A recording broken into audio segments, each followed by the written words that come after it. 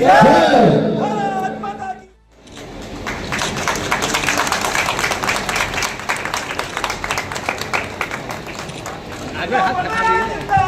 जिंदाबाद जिंदाबाद जिंदाबाद जिंदाबाद जिंदाबाद जिंदाबाद जिंदाबाद जिंदाबाद।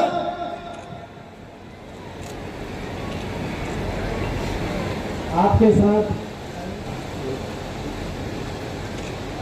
भारत माता की। भारत माता की।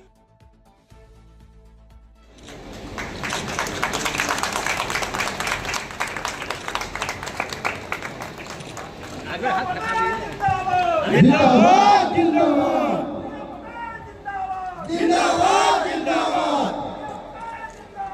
जिंदाबाद जिंदाबाद जिंदाबाद जिंदाबाद।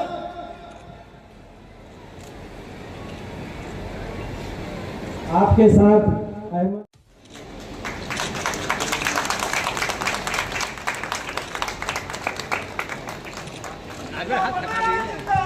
जिंदाबाद जिंदाबाद जिंदाबाद जिंदाबाद जिंदाबाद जिंदाबाद जिंदाबाद जिंदाबाद।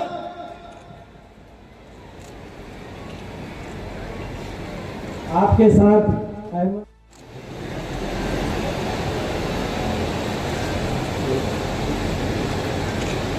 भारत माता की। भारत माता की। किया है। बहुत बहुत धन्यवाद इन पदाधिकारियों को। कश्मीर भाग हमारी है ना। और हमारी पार्टी एक राष्ट्रीय पार्टी बने, इसी संकल्प के साथ इन लोगों ने अपनी माला को कि अपना दल जातीय जनगणना का पक्षधर है, ये बात नई नहीं है। हम संसद में भी कास्ट सेंसस की बात कर चुके हैं। दूसरी बात, मैंने राहुल गांधी जी का आपने जिक्र किया, उनकी पार्टी की तो देश में कई बार सरकार है, उनके पास एक अवसर था, यदि वो कास्ट सेंसस कराना चाहते तो वो करा सकते। 2011 में भी उन्होंने कास्ट सेंसस के आंकड़े एकत्रित किए, उनकी पार्टी की सरकार थी, लेकिन देश के सामने आंकड़े नहीं लाए। अभी भी किसने रोका है? जिन राज्यों में उनकी सरकारें हैं वहां पे करा ले कास्ट सेंसस, जैसे बिहार में हुई है कास्ट सेंसस, वैसे कांग्रेस शासित जो राज्य है वहां भी करा ले। और तीसरी बात ये कि सरकार ने अभी इस संबंध में कोई प्रतिक्रिया नहीं दी।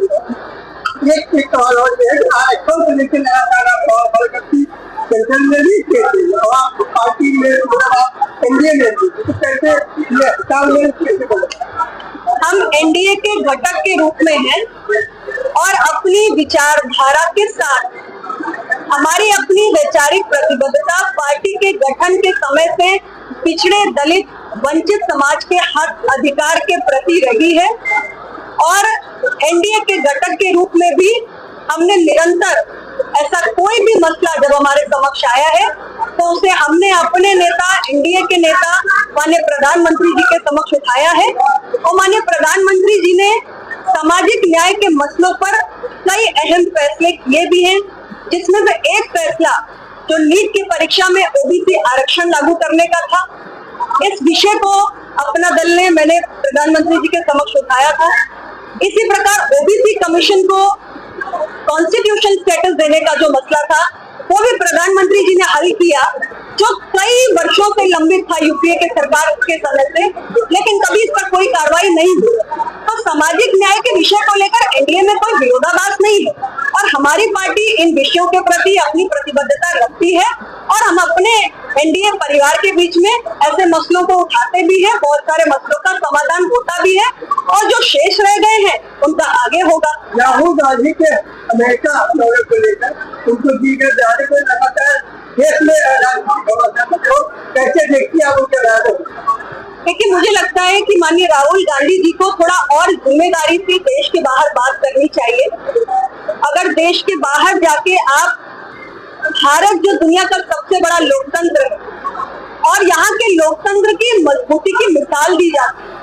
अगर हम अपने ही कॉन्स्टिट्यूशनल बॉडीज की, अपने ही निर्वाचन आयोग पर बाहर जाके, अपने ही लोकतंत्र पर देश के बाहर जाके आक्रमण करेंगे, उसकी आलोचना करेंगे, तो मुझे नहीं लगता कि लीडर ऑफ ऑपोजिशन होने के नाते भी या कांग्रेस जैसी बड़ी पार्टी के सर्वे सर्वा होने के नाते भी ये उचित है। आज इसी लोकतंत्र के कारण उनकी पार्टी को 99 की संख्या में सांसद मिले और उनका कॉन्फिडेंस बढ़ा हुआ। तो भारत की आलोचना और उनके विपक्ष में जो पार्टी है भारतीय जनता पार्टी, उसकी आलोचना में अंतर करना आना चाहिए। ये अपना दल अरविंद केजरीवाल जेल से बाहर है और अब वो कहा कि मैं इस्तीफा दे दूं, इसको राजनीतिक तौर पर देखे तो देखिए, वो इस्तीफा दे रहे हैं या नहीं दे रहे हैं, ये उनकी पार्टी का आंतरिक मसला है। जहाँ तक विषय उनकी जेल से बाहर आने का है, सुप्रीम कोर्ट ने उनको जमानत दी है और हमने पहले भी कहा था कि उनकी गिरफ्तारी के मामले में law will take its own course. अदालत ने उनको जमानत दी है, लेकिन उन पर जो आरोप लगे थे उससे मुक्त नहीं किया। तो ऐसी परिस्थिति में वो इस्तीफा देना चाहते हैं या नहीं देना चाहते हैं, ये उनकी अपनी पार्टी का निर्णय है। इस पर हमें कोई टिप्पणी नहीं करनी। प्रदेश में महिलाओं के जो अपराध घटे हैं उसको लेकर समाजवादी पार्टी के राष्ट्रीय अध्यक्ष और शोर मचाते हैं और पीछे देखा जाता है कि उन्हीं के कार्यकर्ता या उन्हीं के पार्टी के लोग शामिल मिलते हैं।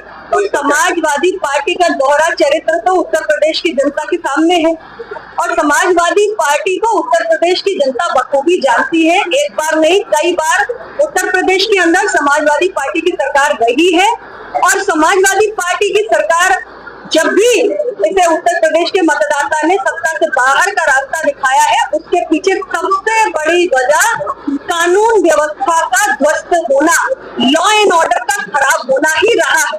तो मुझे लगता है कि पहले उनको अपने गिरेबान में जाकर देखना चाहिए, फिर लॉ एंड ऑर्डर से जुड़ा हुआ कोई सवाल उठाना चाहिए।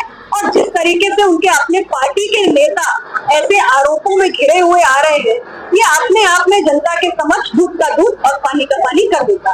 चुनाव होने जा रहा है, उसके बारे में आप क्या कहते हैं? देखिए, उपचुनाव को लेकर हमारी नीति स्पष्ट है। अपना दल एनडीए का घटक है और उत्तर प्रदेश में जिन 10 सीटों पर चुनाव होंगे, हर सीट पर जो भी प्रत्याशी होगा वो एनडीए का प्रत्याशी होगा। उसका सिंबल कुछ भी हो सकता है, उसका सिंबल का प्लेट भी हो सकता है, उसका सिंबल कमल का फूल भी हो सकता है, उसका सिंबल हमारे RLD, Bharatiya Samaj party, Nishad party, जो भी हम 5 घटक के किसी का भी सिंबल हो सकता है। सिंबल चाहे जो हो, वो एनडीए का प्रत्याशी होगा और मेरी पार्टी का एक एक कार्यकर्ता उसको जिताने के लिए अपना जी जान लगाने का काम करेगा। अखिलेश यादव ने साधु संतों को मार किया और कहा, इसको लेकर भाजपा ने कल बदला दान किया। मुझे इसमें कुछ नहीं जानकारी।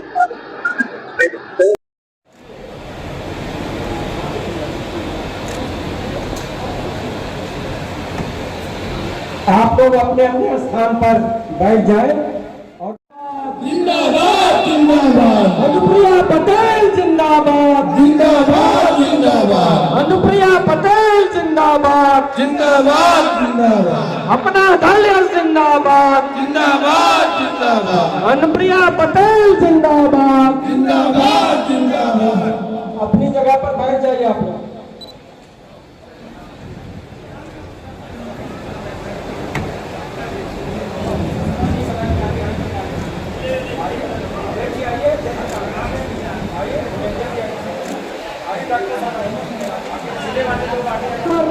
अमर रहे अमर रहे सरदार पटेल अमर रहे, अमर रहे अमर रहे सरदार पटेल अमर रहे, अमर रहे अमर रहे।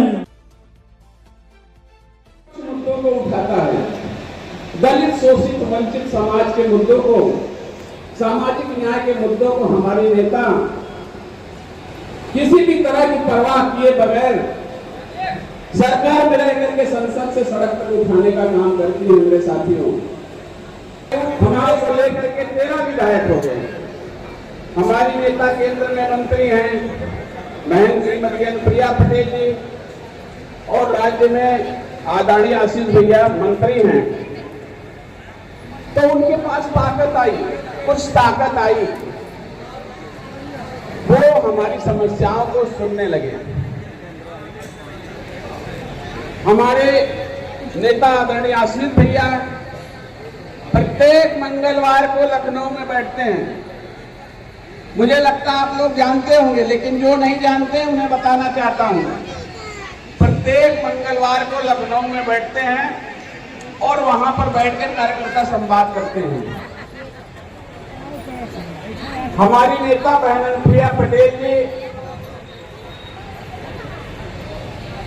वैसे भी महीने के तीसरे शनिवार को लखनऊ में उपस्थित रहने के लिए भी प्लानिंग बनी, लेकिन एक प्लानिंग ये बनी कि जिलों में जा करके भी कार्यकर्ता संवाद हम करेंगे, कार्यकर्ताओं की समस्याओं को सुनेंगे। कार्यकर्ता संवाद का मतलब यह है आपकी जो समस्या है वो सुनी जाएगी और संगठन की बात भी की जाएगी। संगठन को बूथ से लेकर के राष्ट्रीय पदाधिकारी तक संगठन को बनाने का, संगठन को मजबूत करने की भी बात की जाएगी।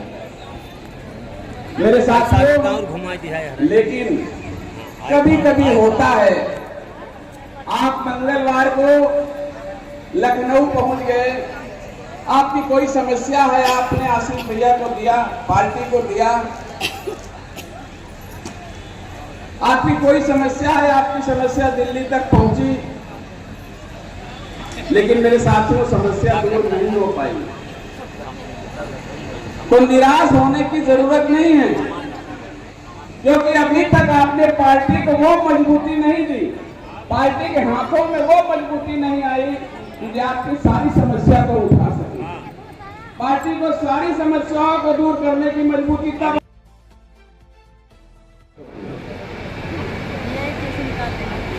हमारी पार्टी में अब ताकत बनी है।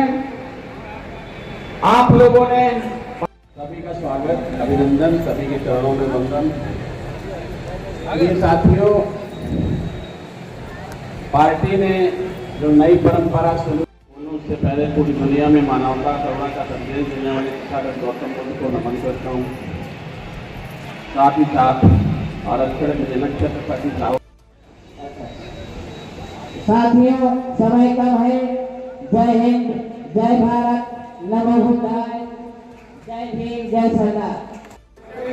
पार्टी का दर्जा प्राप्त हुआ साथियों, ये मुझे आजीवन याद रहेगा कि मेरे प्रदेश अध्यक्ष रहते हुए पार्टी को ये अचीवमेंट मिला था। और किसी भी संगठन को, किसी भी पार्टी को आगे ले जाने के लिए ईमानदारी की जरूरत होती है।